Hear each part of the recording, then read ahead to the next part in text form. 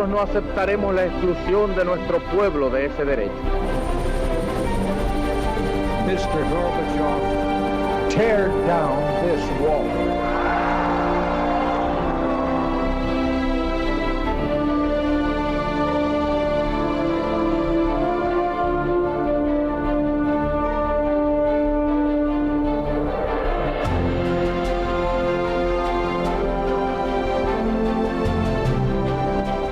Buenas noches, señoras, caballeros, bienvenidos a Tiempos Modernos. La palabra cultura lo aguanta todo y con frecuencia todo lo peor también. Un episodio concreto, la Revolución Cultural China, que fue una gigantesca matanza para sostener en el poder a un solo hombre, Mao Zedong, uno de los innumerables delirios del periodo comunista chino y desde luego un auténtico baño de sangre. Fue así. Nadie sabe cuánta gente murió en la llamada Revolución Cultural China. Hasta 2 millones de asesinatos parece ser. El número de cuadros del Partido Comunista represaliados fue de 3 millones. De ellos, muchos fueron asesinados y otros, la mayoría, acabaron en campos de concentración. Pero el mayor número de víctimas se concentró en los profesores, técnicos e intelectuales del país acusados de revisionismo o aún peor, de capitalismo. La Revolución Cultural fue una de las mayores carnicerías perpetradas por Mao Zedong. Pongámonos en 1966. La China de Mao es un desastre. Acaban de quedar atrás las terribles hambrunas del catastrófico Gran Salto Adelante. Las críticas arrecian dentro del partido. Todos son conscientes del fracaso del sistema. El número de revisionistas se multiplica. El propio Mao ve su autoridad cuestionada. Hace falta un nuevo empujón. Eso será la llamada Revolución Cultural. Mao sabe que cuenta con el apoyo de los más jóvenes, educados en el culto al líder. Sobre las espaldas de los guardias rojos se aupará para emprender una especie de guerra civil que fue al mismo tiempo generacional, social e ideológica. Los jóvenes combaten contra los viejos, los pobres combaten a los más acomodados, técnicos e intelectuales en su mayoría. Los comunistas radicales combaten a los revisionistas. En los 3 años de revolución habrá ciudades bombardeadas con obuses y calles pasadas a sangre y fuego. Los hijos delatan a los padres y los vecinos se delatan entre sí, y tras la delación venía con frecuencia la muerte. ¿Por qué se llama cultural a esta revolución? Porque esa fue la etiqueta que le adjudicó el siniestro sentimiento poético de Mao, pero sobre todo porque propiamente lo fue. Una cultura nueva, la del comunismo pleno, quería aniquilar físicamente a la vieja. Mao aportó un libro, un breviario, el Libro Rojo. Traducción práctica: asesinatos de opositores, deportaciones masivas, asaltos callejeros a viandantes vestidos al modo occidental, ataques a ceremonias religiosas o denuncias públicas por medio de grandes carteles de los líderes desviacionistas del propio partido. Mao decidió cerrar la Revolución Cultural en 1969. Ya había aplastado a los críticos y el país estaba definitivamente bajo su control. Fue una gigantesca purga que asesinó a millones de personas, rompió China en 2, lesionó por completo muchos años de cultura y la educación del país y agravó la situación económica por una incapacidad del sistema para ponerse en cuestión a sí mismo. Un delirio. Qué locura, Fernando Paz, pero demencial completamente. Sí, demencial, pero con una racionalidad detrás, que era la de asentar el poder de Mao Zedong, por un lado, y emprender un combate contra el revisionismo y contra la burocratización. O sea, que había obviamente una dimensión ideológica y una dimensión mucho más cínica de ratificación del poder de Mao, claro. Es muy importante decir, efectivamente, que no se trata de una locura, como decir, bueno, una cosa psicopatológica de un hombre, no. Es decir, es una locura implícita en el proyecto comunista stricto sensu. Así es, así es. El resultado, en definitiva, de la pérdida de poder de Mao, aunque lo retiene en el ejército y en el partido, pero en el ejecutivo, en el gobierno, pierde después de la denuncia del Gran Salto Adelante, que fue una catástrofe absoluta por todos los conceptos. El otro día, efectivamente. Vimos el otro día, por razones humanitarias, obviamente, pero también del desarrollo chino. Fue un fracaso completo y da una contraofensiva para recuperar ese poder una vez que la facción derechista, ¿no?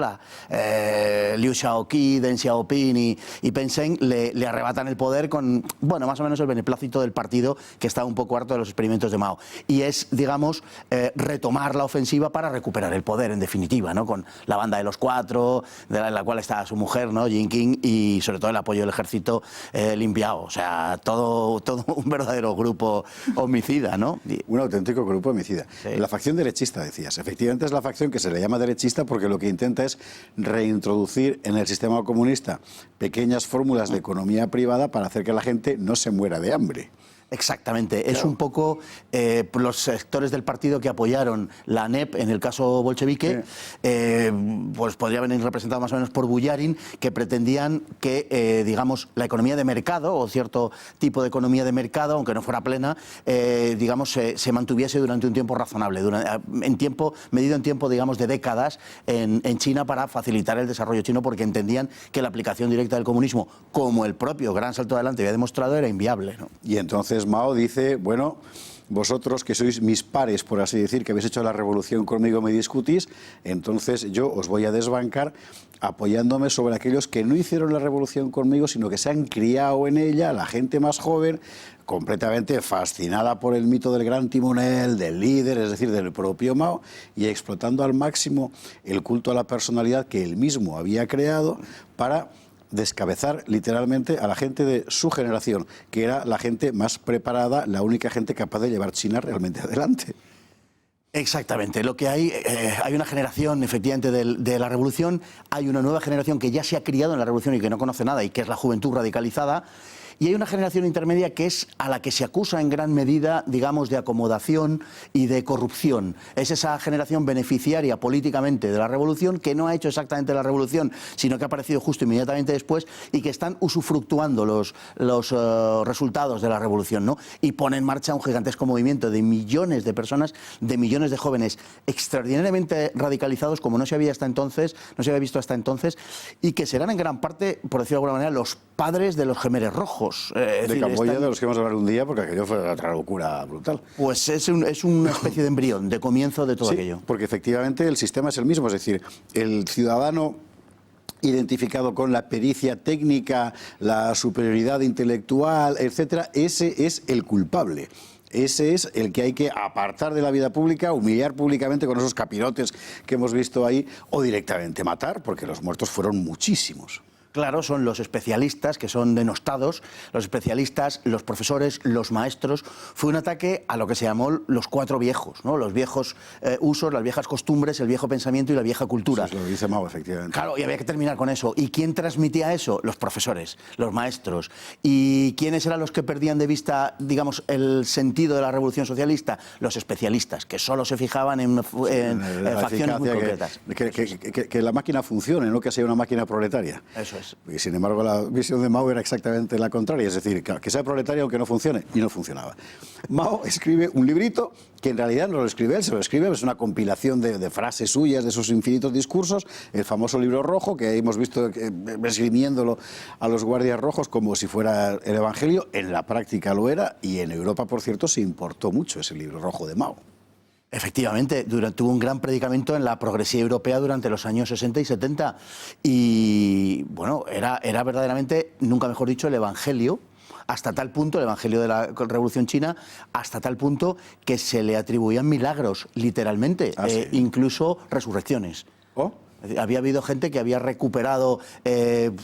en fin, hasta miembros perdidos se habían recuperado también de enfermedades, y en algún caso hay testimonios de resurrecciones al conjuro de los pensamientos contenidos en el libro rojo de Mao Zedong. Es una cosa muy impresionante. Libro que fascinó mucho a la izquierda occidental europea. En España, quiero recordarle yo, en los años 70 había dos partidos maoístas, la ORT y el PT. O sea que, en fin, la cosa tiene mérito. Libro que es, insisto, una compilación de pensamientos que en cierto modo es algo así como convertir en poesía el crimen más abyecto, como con aquello de las 100 flores Florescar, florecieron y les cortaron la cabeza a todos los... No, es un poco esta forma de pensar. Sí, además no nos debemos engañar, digamos, cosa que sí se hacía en Occidente, precisamente por la formulación, por la presentación formal.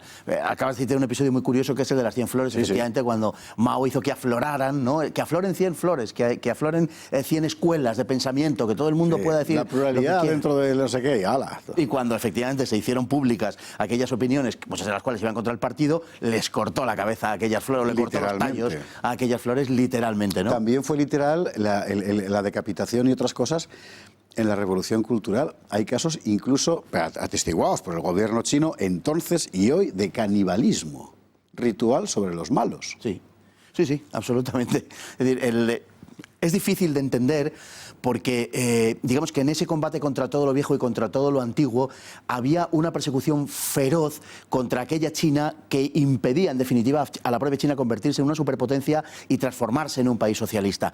Y hubo, bueno, casos de canibalismo ritual, hubo casos también de saqueo de tumbas, fueron a los viejos maestros que se veneraban en China desde hacía, en algunos casos incluso milenios, a saquear los viejos templos y las tumbas, incluso cementerios enteros fueron destruidos, fueron aplastados por apisonadoras, por todo aquello que representaba, ¿no? en el atraso chino. Digamos. Machacaron la tumba de Confucio. Sí.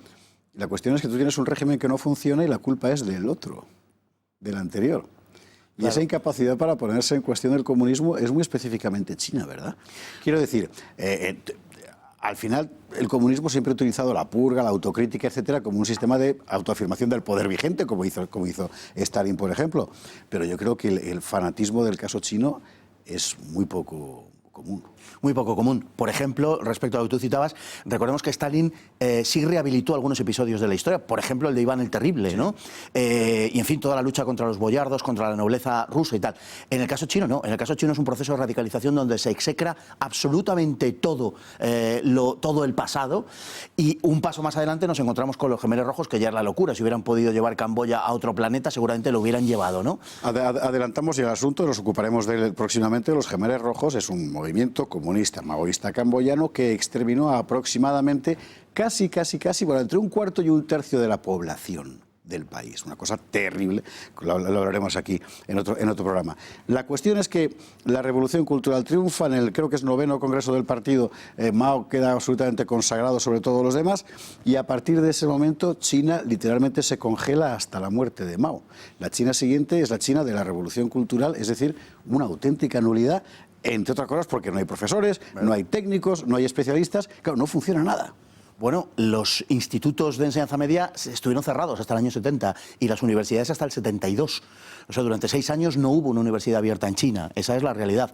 La revolución se mantuvo hasta la muerte de Mao, hasta el 76, prolongada por la banda de los 4 y sobre todo por Jiang Qing, por la mujer de Mao, que era el factotum de todo aquel asunto. Es una pieza de la que hemos de ocuparnos porque, bueno. Personaje... O sea, mala como la quina. Una actriz, por otra parte, muy... En fin, sí.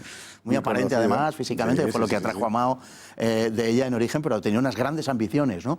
Y el caso del jefe del ejército también, Lin Biao, que fue sostén fundamental de toda la operación. Entonces, hasta la muerte de Mao verdaderamente no termina la revolución cultural y efectivamente mantuvo a China en una posición insostenible, ¿no? Tarde o temprano tenían que haber acabado con eso y el ejército fue el que acabó con eso y reemprendió la vía, bueno, por la que ha llegado hasta el día de hoy, digamos, de una vuelta a la economía de mercado, tímidamente al principio y luego de otra manera. El protagonista, ¿no?, será precisamente uno de los represaliados de la revolución cultural, Deng Xiaoping, ¿no?, que se convertirá en el nuevo hombre fuerte de China y en la práctica salvar a China. Mira tú por dónde. Deng Xiaoping era un poco eso, el bullarin, pero con un carácter más ejecutivo, era el derechista del partido, un hombre mucho más realista y mucho menos ortodoxo en ese sentido.